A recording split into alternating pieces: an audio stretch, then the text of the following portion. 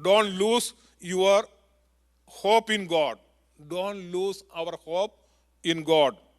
Romans chapter 5, verse 3 and 4. Not only so, but we also glory in our sufferings, because we know that sufferings produces perseverance, perseverance character, and character hope. Hope. Hallelujah. We go through many kinds of suffering in our life. At the end, we will have hope. God will bless those who love God and keep hope in God in their sufferings. Without suffering or breaking, we cannot stand firmly. Without suffering or breaking, we cannot stand firm. The best example is Joseph's life. Joseph himself testified that Genesis chapter 50, verse 20, he says, Joseph said, "You intend to harm me, but God intended it for good to accomplish what is now being done, the saving of many lives." Hallelujah. What happened to his life was a blessing to many people. There is no blessing without breaking, no blessing without cracking. So anything happening in your life is not the final thing. There is something good to happen. I want to show you an experiment, okay? I don't know it will work or not. It's an experiment. You see, this is a white paper, right? If I hold this one, it won't stand firm. It will come down, right? It is very clean, no point, no dot, nothing. Holy white paper. It won't stand firm if you hold like this. But I want to show you that if I do like this white paper, I crush it. Okay? Then what happened? See?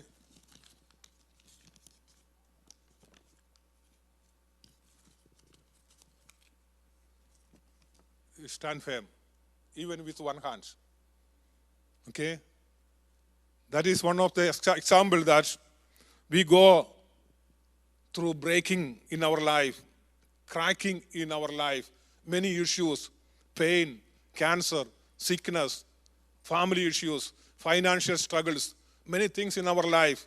God will allow things to happen, not to destroy you or to kill you, to make you firm, too strong. Okay? Hallelujah. There is no blessing without breaking, no blessing without cracking. Hallelujah.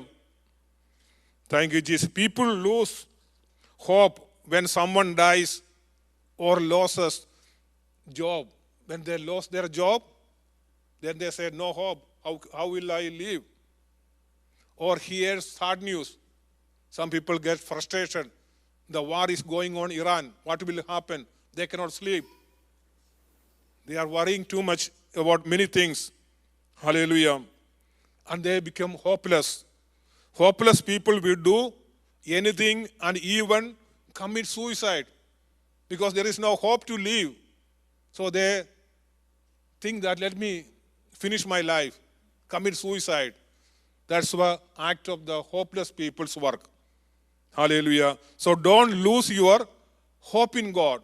If you have a hope in God, not only in this world, after death also, you are going to receive the blessings God has prepared in heaven.